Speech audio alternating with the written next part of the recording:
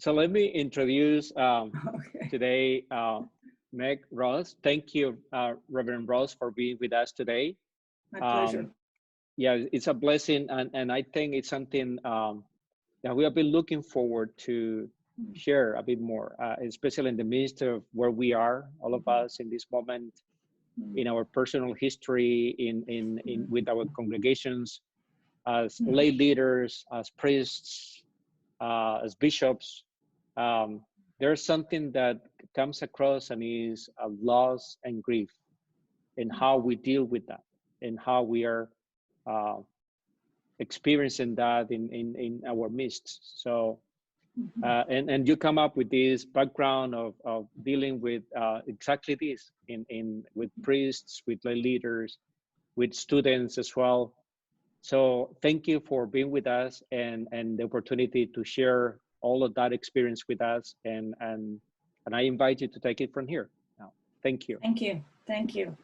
And I'll tell you a little bit more about myself. And I first want to say welcome. And I'm so pleased to be with all of you. And already I'm experiencing the loss of us being in a room together, where I would be able to shake your hand and look you in the eye and welcome you, and we could all be a community together. So we're doing that. I don't say virtually, we're doing it at a distance today. And I'm really pleased to be with you. Victor mentioned I had many years of working in a ministry of working with people who are grieving and are working through loss. For many years, I was a hospital chaplain. For many years, I taught clergy and lay leaders about pastoral care. I still do that. And I'm currently, my ministry is as a psychotherapist, as I teach at Union Theological Seminary. I'm a clergy coach, and I do things like this, which is lead groups and work with people across the church. And my home parish is Grace Nyack. It gives you a little bit about me. So I'm going to now put on my glasses so I can see my notes and see you all better. And there might be a little glare, but I'll be able to see you better. So as I began to prepare for today and to think about this time where the entire world together is grieving and going through a loss, and I thought, my goodness, I don't know when the entire world has been going through such a loss, except for maybe 100 years ago, the last pandemic. And as I was thinking about that, I remembered that my own family was highly impacted by the pandemic of 1918, 1919. So while today I'm going to share some basic information about grief and loss and healing, and then leave time for us to discuss and ask questions and share our experiences, I want to share with my own experience, my own family's experience. And I'm hearing this secondhand, but my grandmother grew up in upstate New York on a farm. And in those days, the farms were, they were 10 miles from town, but that was enough distance that you had to, if you went to secondary school, as they called it, you had to board in town and take a, horse and wagon into town and come back on the weekends. So she boarded in town and went to secondary school. And in the winter, January of 1919, someone came and got her and brought her home. And by the time she reached the farm, her mother had died of the flu and her grandmother had died. And they died the same day within minutes of one another. And she also came home to find that her father was also deathly ill. Now her father recovered and he lived to his 80s. And I never, of course, met any of these people. But in my family's history is this, just this grief, this generational grief that can be caused by a pandemic. The sudden loss, the loss of a generation. The loss impacted my grandmother the rest of her life, of course. She didn't talk about it much. She was one of those people, and maybe some of you come from these kinds of families, where the way you deal with grief is you get on with it. She was a farm girl, you get on with it. She went back to school in 2 weeks, and my sister has a report card. She got straight A's for the rest of the semester. So the way she grieved was getting back to work. And that's how she grieved the rest of her life. And she wasn't very open to other methods of grieving. So that's one side of my family. So you might take a moment and just think, what is the way that your family has taught you to grieve? Is it the getting on with it? Or is your family a family that comes together and mourns and weeps and wails together? Which is another way of grieving. There's so many different ways of grieving losses. And I do want to note that as we talk about loss today and grief and all that is coming with COVID-19, it may also bring up other losses in your life. So be gentle with yourself and give yourself space. And let's remember that the Holy Spirit is indeed with us today. So I want to start with looking at just what is loss and what is grief. And remembering that loss creates an emotional and a spiritual wound. So you can think about a wound as a cut in the skin, literally an opening. And grief and loss causes that opening in us. Open in our emotions, opens us up, opens us spiritually. It's wounding. And that mourning and grieving are the process by which we heal that wound, the way we heal the wound.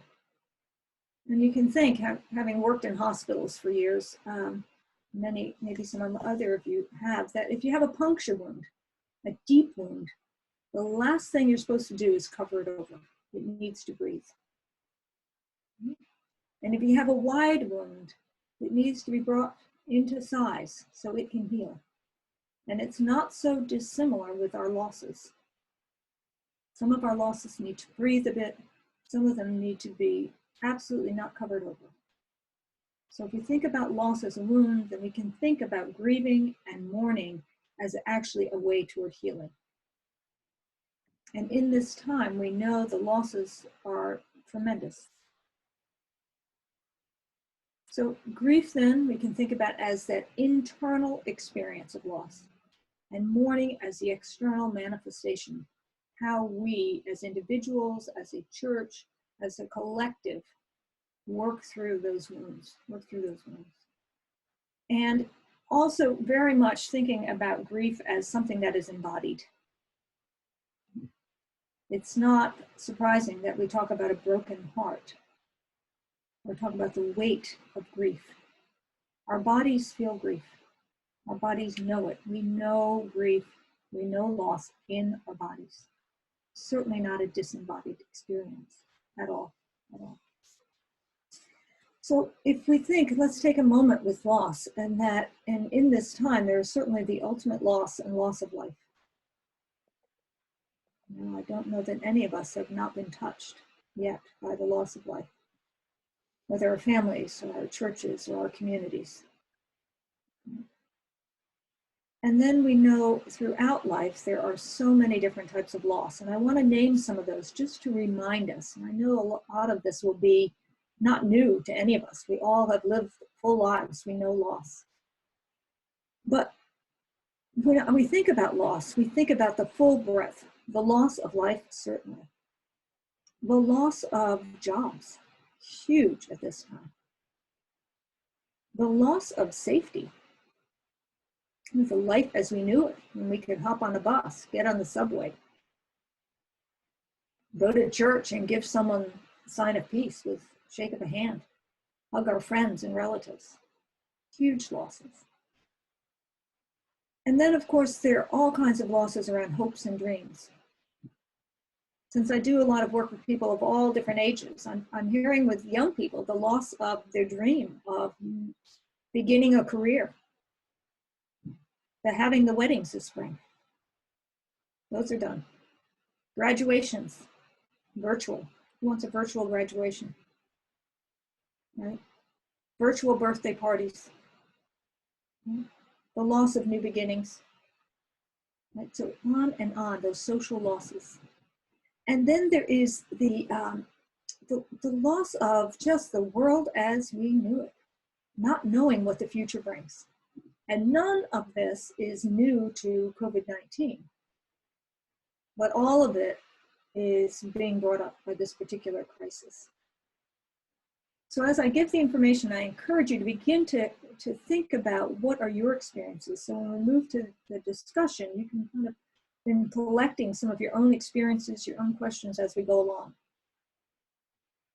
Now, of course, as Christians, we are so fortunate to have a faith that teaches us that we have a God who came down in flesh, knows the human experience, and overcame death.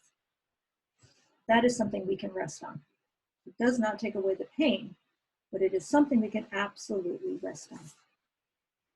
So I want to then take a minute to look at what are some of the signs of grief and loss that we might be seeing in ourselves, certainly in the members of our parishes, in our own loved ones, that we want to be paying attention to. So we think naturally about the emotional signs of loss, sadness, right? That expressions of grieving, of fear at times, right? Of hopelessness. And remember also, with grief doesn't just come sadness, often comes irritation and anger. Why me? Right? Why us? Why now? So there's loss, there's the experience of sadness, there's also the experience of anger. All of this completely normal.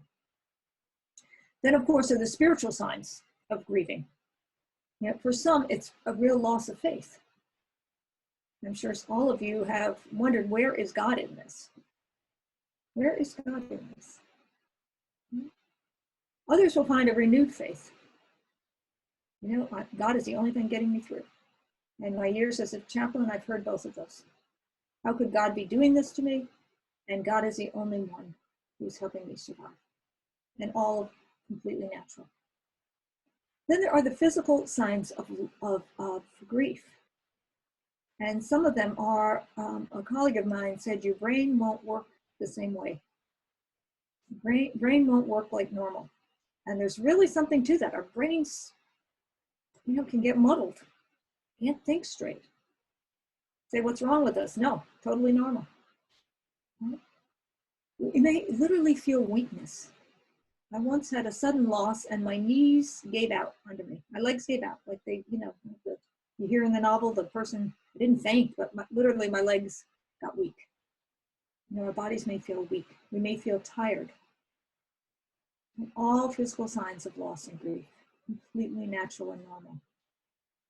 And one really important one is the inability to sleep. Either can't wake up, sleeping too much, or not sleeping enough. So again, as those things, be thinking about yourself, be thinking about your loved ones, be thinking about the people you work with in your parishes. You know, are you seeing these signs? All natural and normal. And then, of course, are the social signs of grief. And this is what's so hard, right? That we can't come together and do our grieving together, right? But some of the social signs of grief are kind of two sides of the coin. One, those people that I want to be alone. I've got to cry it out alone. And those who say, I cannot be alone. And right now, people don't have a lot of choice with that one. Right? They're either stuck in the house, in the apartment with people, they can't get alone time, or they're stuck alone and they can't be with people. So some of those natural, normal ways of dealing with grief are, you know, hard to come by. And then, of course, the other one, which can be both a positive and negative, is humor. I have never laughed so much, I don't think, as a Facebook post over COVID-19. And I'm saying, what is it? Why am I laughing? It's a time of horror. But some people are really coping with this with humor. And other people are using humor to escape. So it's balancing that, right? Is it escape? Is it helping us with our mourning and grief? Only we know what's working for us. So let me take a minute with types of loss too, because there's so many different types of loss we're experiencing. One is what we call anticipatory grief. That's the grief we have when we know a loss is coming. It can happen in our families when someone has been diagnosed with something and we know that grief is coming. We know that loss is coming. And we begin to do the process of grieving ahead of time. And I think now we don't know what the world will be, and there is some anticipatory grief. What will it look like when we can gather again? And what changes will we have to live with? So there's an anticipatory grief. Then another type of grief, of course, is the sudden loss. And this can be so hard because there is no preparation. And as we know, many people are experiencing sudden losses now. Loss of life, loss of job, loss of meaning, sudden losses.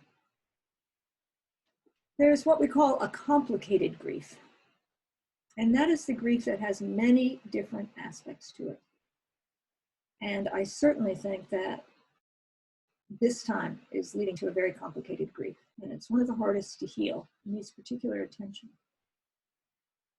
A suicide might be a complicated grief, right? Where there is both sadness and there may also be anger, there may be guilt. Very complicated to handle all of that at one time. And with this pandemic, it's very complicated as well. Some people are doing okay. Some people have tremendous losses. Some people are clapping for the heroes and getting through. Some people are in despair. And everything in between. It is complicated. And I think the other piece is I'm hearing guilt from people. And I want to bring this up particularly with you as lay leaders. Because so often those of us in leadership think I should be doing more. There must be something I can do. As parents, we should be shielding our children from this, right? Why can't I go and see my 90-year-old mother and protect her somehow? I should be able to do more for her. So we have to pay attention to that guilt that can come up as well. And then the last type of grief, and I'm sure there are many more, but the kind of is what we call ambiguous loss. When there is no closure and there's no clear understanding. And we're certainly in the middle of that too. We do not know when this will end. We do not know what losses are ahead. And it is very hard to understand. The thing that gives me hope is actually going back to my grandmother, knowing I don't know what she lived through, but she lived through it. You know, the world lived through it. And that gives me a certain sense of hope, even though I don't know what we are living through or what we're going to go through or are going through. So then, as I've talked, you might notice that some of the losses I've talked about were individual losses and others are communal losses. And so for us as a church, I want to focus a little on the communal losses, right? That we are absolutely, we can't be going through this alone. We're going through it as a world, but losses in communal losses can be huge, that one loss can build on another. So a community that is having one loss of life and another, it builds. Right? If you have a number of people in your parish who are losing jobs, who are fearful, that it builds and it becomes a communal sense of loss that needs to be held as a community, needs to be healed as a community, and needs to be understood as something that even if individuals are not feeling it alone, that our community is feeling it. So there are times when the community may be in line with what we're feeling, the church, and sometimes what's going on in the parish may feel very different from what we as individuals are feeling. And now we have the particular challenge of how do we know what the community is going through, right? How do we check in and get a sense of the communal loss and grief? And I have to tell you, I'm going to tell you my age, I'm 62. And I was shocked when I got a call for the elderly. They were calling all the people, the elderly people in the congregation. They called me up. I thought, what, me? I can take care of myself. And then I thought, wait a sec, how wonderful that I got a call to see if I'm okay. You know, so I went from feeling, oh my gosh, I'm not elderly, to the community was concerned about me and reached out. You know, so great. Great. There's so many ways that we can reach out to one another. And some people may rebuff you a bit like I did. What, me? and others would be so relieved. And then I got on board and was relieved and gracious eventually. And I realized I was an elder. An elder, notice, not elderly. Okay. So, so many ways we can reach out, and we need to reach out to find out what the individuals are going through and what the collective community is going through. And I think as a church, we have to also see that we are also wondering and grieving our future. I mean, think of the grief we went through around Easter. Did anyone here grieve Easter? Not in the church besides me? Oh my goodness. I was talking with a friend of mine who's a rabbi who was talking about the Passover meal with his small family of 3 instead of his extended family of 30. And I said to him, listen, Easter is not a solitary celebration.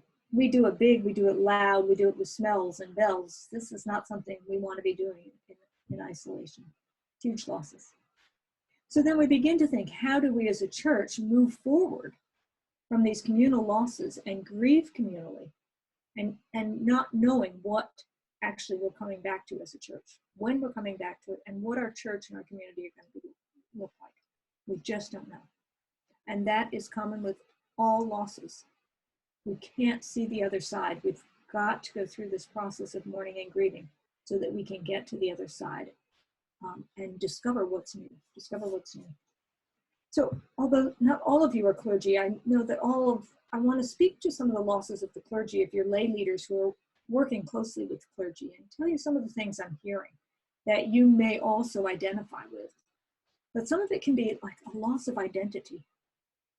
Like the things that I do weekly, daily, I can no longer do. I can't provide for my parish.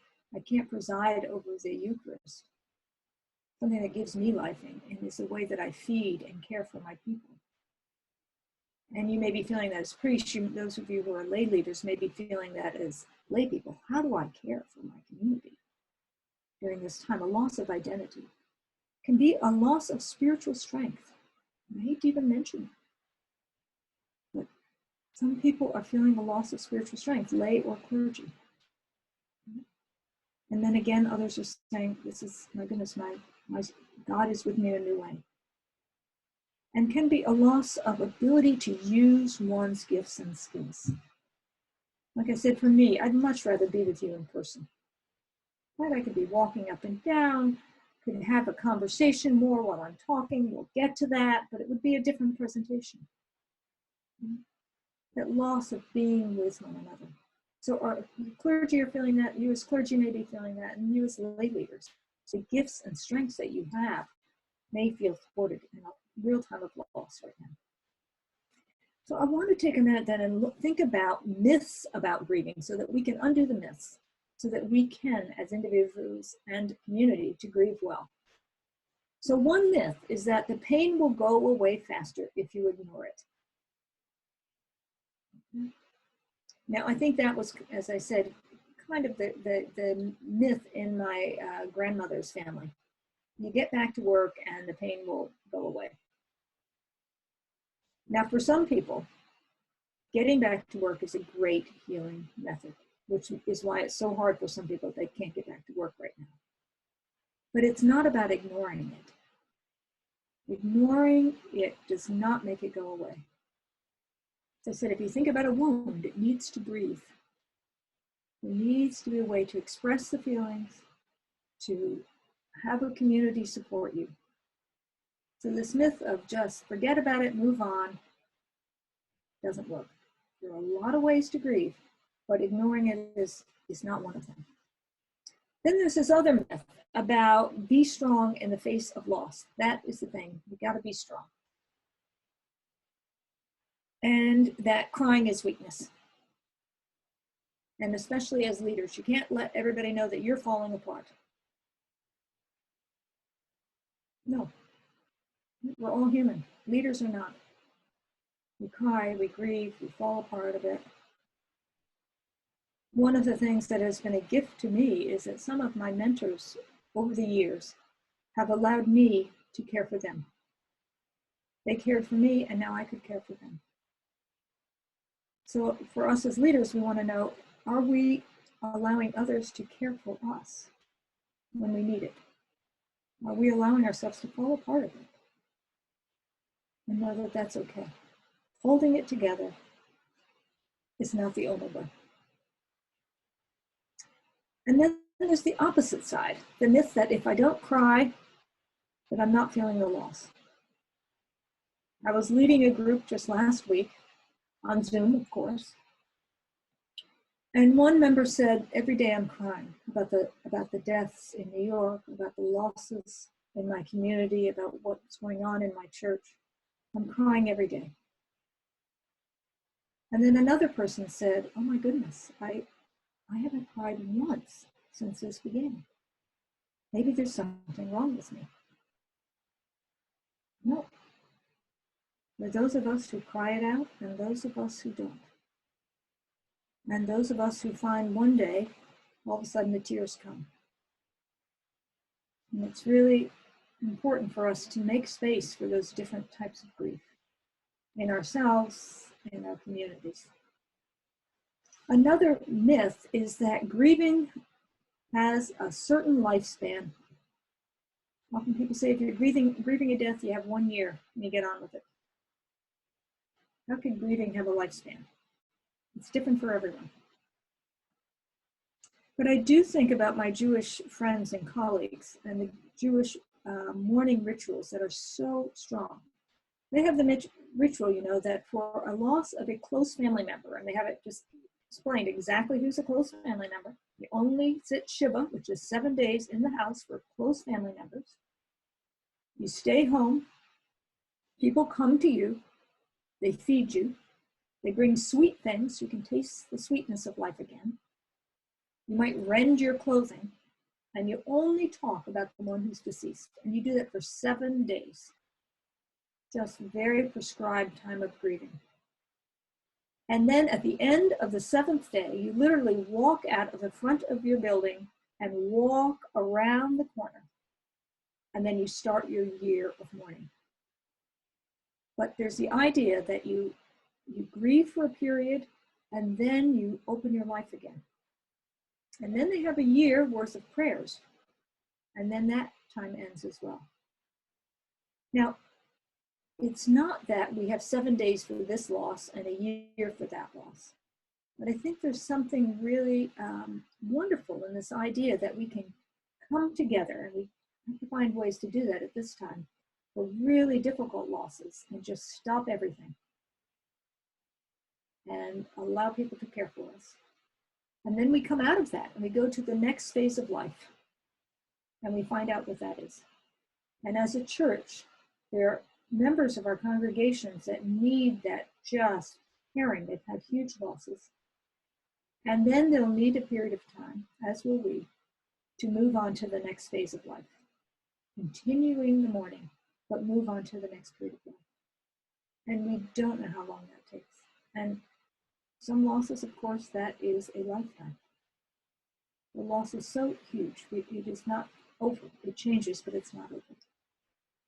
So the last myth is that moving on with your life means forgetting your loss. And of course, that's not true. We can remember our losses and get on with life.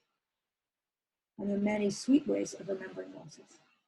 So I want to take a minute to talk about the myths that are not true, and then take a minute with unhealthy grieving. Because we do want to keep an eye open for either for ourselves, our loved ones, or members of our parish, that where there is grieving that is not as healthy as it could be. Right? Grieving is a normal part of life. Grieving is healthy. And occasionally it moves into something that isn't healthy. So when mourning, sadness, becomes a deep depression, then it's moved into an unhealthy grieving. Now, it doesn't mean it's not appropriate grieving, but it may be a grieving that now needs some extra help so it can move into the healthy phase. Okay? When sadness moves to complete despair that is sinking a person, if that is for a period of time, makes sense. If it's for a prolonged period of time, the person may need extra support to continue the journey of healing. If anger moves into rage and acting out, again, might be appropriate in a sense, but that person is going to need extra help to get to the healing phase. To be angry, appropriate. Be in a rage that can't be contained, help is needed. So again, another natural thing is for some people wanting to be alone. But then when the person wants to isolate and is shrinking in their isolation and is removing themselves from healthy relationships, again, that's a kind of grieving that needs some extra attention. And then on the opposite side, when someone has a need for companionship and people to be with them, great. But when a person can't be alone and they're holding on for dear life and they're afraid to be by themselves, a grief that needs some extra care. And then when there are just some specific mental health issues, whether it's addiction issues, whether it's eating disorder issues, whether it's anxiety that can't be contained, depression that can't be managed, those things tell you, okay, now we're in the realm of mental health. We need some extra help. A bit of all of this completely natural. Saying I want to be alone, or I'm depressed, or I can't be alone, or I'm going to eat all the sweets I want for a while. A bit of that, completely normal. When it is prolonged or it deepens and it becomes intractable, then we know there's some extra needed, some extra help needed. So I want to talk about the tasks of mourning again, and then I want to get to resilience and healing and then open it up. So some of the tasks of mourning, which I've already been talking about, one is accepting the reality of the loss. And this may be a lifetime of work. And it is particularly tough in these times because the losses are ongoing. I mean, my heart sinks when I hear the people who have died. My heart sinks when I hear the number of people unemployed. My heart sinks when I hear the injustice and the disparity in the have, people who are doing all right, and those who do not have. But accepting the reality of this is part of the mourning and grieving. Taking it in emotionally, intellectually, spiritually. Walking through the pain and grief. This is what I've said. Not get away from the pain of the loss. A wound hurts. And it hurts for a while until it heals. Then we have the stage of learning to live with the loss. Right? Accepting it, going through the healing process, and learning to live with it. And again, we don't know what we know the people we're going to have to learn to live without. Some of them we know, some of them we don't yet know. We don't know what we're going to learn to live without as a community, as a world. And then the last phase is this reinvesting emotional and spiritual energy so that we can bring whatever we have encountered into a new life again, into new life. And there are people in the process of mourning who are real doers. They've got to do something. So again, when that grandmother I told you about, when she died, my father wrote a book about her life. He had to do something. When my father died, I could not have written a book if they'd paid me millions of dollars. I'm not a doer in grief. So some of us are going to want to do, and some of us are going to want to be. And either way works. Okay, so we know that people grieve differently. We know that there are rituals that are different for the individual, and that there is no one right way. So let's take a minute to switch to resilience and healing. So resilience is, thank God, a wonderful part of the human experience. I mean, we are, as a collective, incredibly resilient. I mean, you could pause and think for your own self what you have gone through in life and what you've gotten through, right? And if some people told me the things I was going to have to go through earlier in life, I would have said, I could never manage that. And I've managed. And I know all of you have had those experiences. And here we are. We're still going. We've all had tremendous losses. People we've lost, hopes we've lost, things we wished for and dreamed for that didn't come through, on and on and on. And our loss is, we have physical resilience. Our bodies are able to overcome all kinds of wounds. We have emotional resilience. We have incredible spiritual resilience.